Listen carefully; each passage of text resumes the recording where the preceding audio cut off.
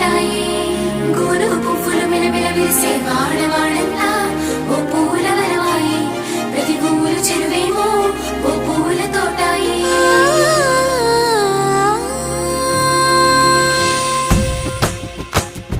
పచ్చ పచ్చని పల్లె పచ్చని పల్లె మబ్బుల్లో లేసింది వాకిళ్ళు ఊడ్చి ముగ్గులు పెట్టింది